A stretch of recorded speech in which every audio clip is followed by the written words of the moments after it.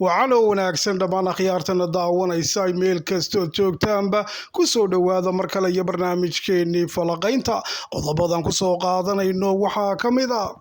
dowladda qatar oo hadda ku bilowday raaf iyo markaasi in ay soo ururiso dhammaan dhalinyarada reer somalilan u dhashay ee markaa ka shaqaysta gudaha dalkaasi qatar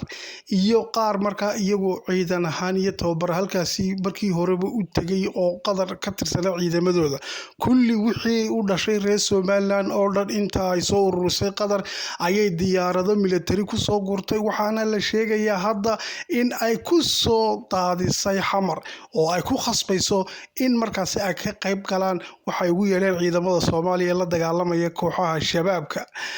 iyo dhinaca kale waxaan ku soo qaadanaynaa barnaamijka turkiga oo isaguna hadda godmulucii ka soo baxay safiirka turkiga u fadhiya markaasi muqdisho oo hadda la kulmay hogaamiyaha magaalada ama deegaanka ama degmada laascaanood ee firdhiye kaasi oo ah nin degmo matala ayuu hadda safiirkii turkiga uu markaasi buunbuuninaya waxaana tan la sheegay in uu markaa godmulucii turkigu ka soo baxay oo markii horeba uu taageero siinayay kooxaha huwanta ee markaa ka dagaalamaya laascaanood iyo dhinaca kale waxaan kusoo qaadanaynaa barnaamijka maraykanka oo hadda ka badheeray qadiyadda markaasi wadan madax bannaan oo ka gaara jamhuuriyadda somalilan in ay tahay soomaaliya doodeer oo ay yeesheen golaha sanadka gaar ahaan khudbad iyo markaasi xogo halkaa laysku weydaarsaday oo markaa ay u dhammaayeen fadhi rasmiya golaha sanadka ee ugu sarreeya dalka maraykanku ayaa lagaga dooday qadiyadda markaasi dalka jamhuuriyadda somalilan waxaana ay hadda mas-uuliyiinta guddida arrimaha dibadda ee u qaabilsan golaha sanadka ee dalka maraykanka oo ah guddi aada u awood badan oo go-aanka ay soo saaraan markaa siyaasadda arrimaha dibadda ee maraykanku lagu beesgareeyo ayaa markii koowaad lagu sheegay oo lagu kala saaray somalilan iyo soomaaliya waxaana hadda ay markaasi maraykanku ka tanaasulay siyaasaddii ahayd one somalia policy waxaana halkaasi kaga warameen in somalilan ay tahay wadan border ama xadla leh soomaaliya oo markaasi ay weliba xadkaasina hadda ay ku muransan yihiin saa darteed laba wadan oo markaa jaar ah ayay hadda ula tacaamuleen maraykanku oo markaasi ay caddahay in hadda somalilan aqoonsigeediina uu ku xigo oo diyaar tahay maadaama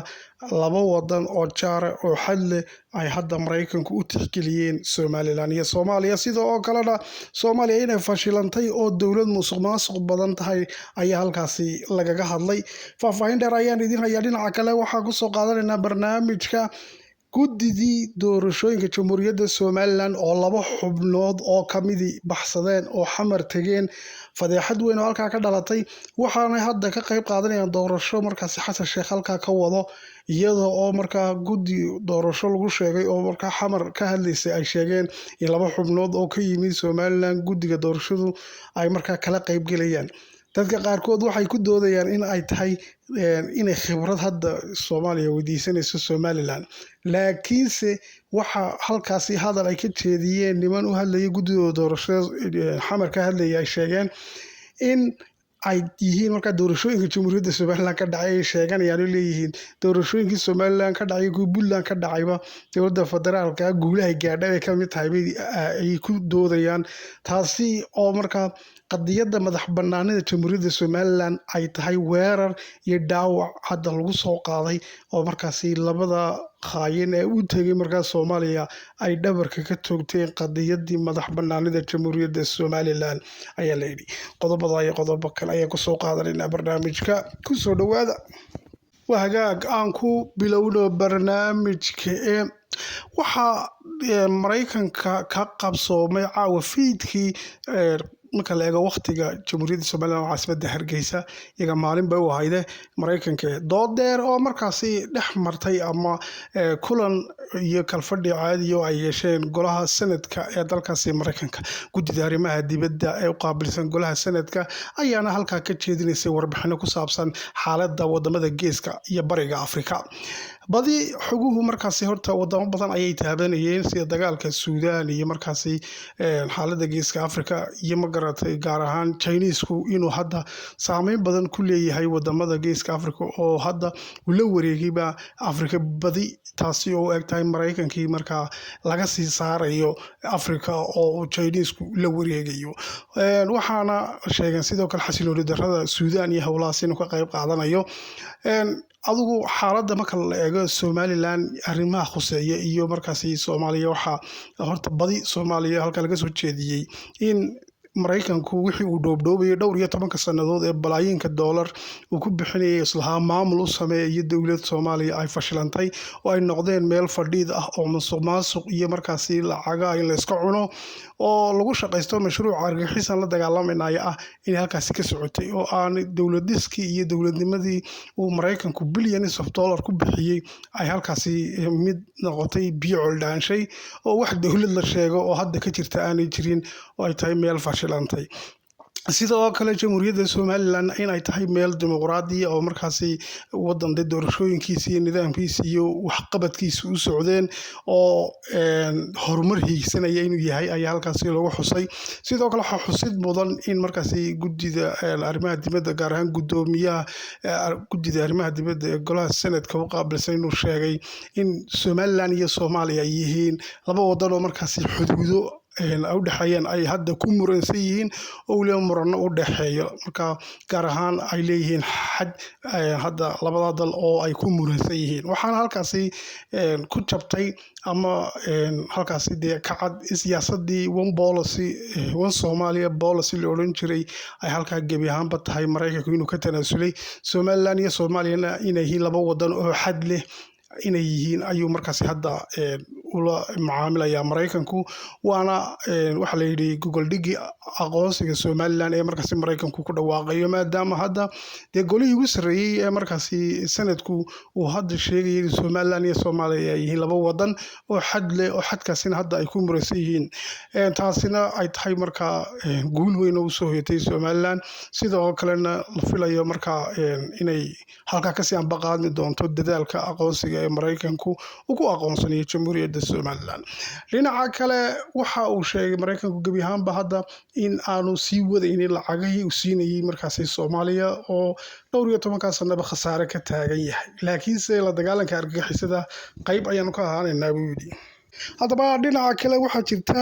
in hadda taageero degdega uu weydiisanaya ninka Xasan Sheekh la yiraahdo in ay markaa usoo gurmadaan wadamada Carabta gaar ahaan Qatar iyo markaa Turkiga oo labadaba markaa yihiin labada gacanta ku haya kooxaha argagixisadana la shaqeysta oo loo yahay shabaabka dhinac kala socdaan darteed hadda waxaa jirta la leeyahay ciidamo badan oo hadda ay Qatar gurayso oo markaa ay ciidamada gaar ahaan dad Soomaaliya ba jiray ama moogtay gaar ahaan badi reer Somaliland ahaayo u shaqo tagay dalkaasi Qatar ama ciidamadooda ka mid noqday qaar dhalinyaro ka shaqaysanaysan ay jirto kuwii ayaa la sheegay hadda in raaf lagu sameeyay gabi ahaan la soo ururiyay marxaana hadda la sheegayaa marka diyaaradaha dagaalka ee marka Qatar lagu soo guray laanta hawada moogtay dhaqdhaqaaqyada diyaaradaha qaybta qiimeysa ayaa sheegtay marka diyaaradaha dagaalka ee xamuulka ee Qatar inay markaasi toos uga soo duulaan markaasi Qatar inay tegayaan Muqdisho oo ay sidaan dhowr jeer ayaa marka la taraagariya ma la tixraacay waxaana xogaha rasmiga laga soo gaaray Qatar guleed sheegayaan oo dhalinyaradaasi ay soo tabiyeen in markaasi hadda ay Qatar dadkii raaf ku sameynayso oo xamar ku daadinayso oo dagaalka khasab inay uga qayb galaan ay kaga dhigayso dhalinyarada ayaa ku dacwooday markaasi in iyagu aanay ahayn reer Soomaaliya ay yihiin reer Somaliland oo aan shuqul ku lahayn markaasi xamar inay ka dagaalamaan shabaabka la dagaalamaan laakiinse waxa la sheegay Qatar inay arrintaasi ka dhiga fureysatay oo markaasi khasab ay kaga dhigayso in ay ka qayb galaan dagaalkaasi ay Soomaaliya ama dawladda fadhiidka ay kula jirto kooxaha shabaabka jiida hore ayaa hadda lagu daadinayaa baa la yiri oo dagaalka ay ka qayb galayaan wagaaga dhinaca kale Turkigina waxa uu cadeystay hadda taageerada uu markaasi la garab taagan yahay kooxaha huwanta iyo argagixisada hogaamiyaha markaasi degmada Laascaanood ee Firdhi ayaa waxa la kulmay markaas afiirka Turkiga u fadhiya Muqdisho halkaasi oo markaa buunbuuninta iyo yacni muuqaalada uu la galay ay muujinayso sida uu markaa turkigu huwanta u taabacsan yahay, tanna sidoo kale uu kaga dhigayo dee somalilan weerar ka dhan ah markaasi oo ah mid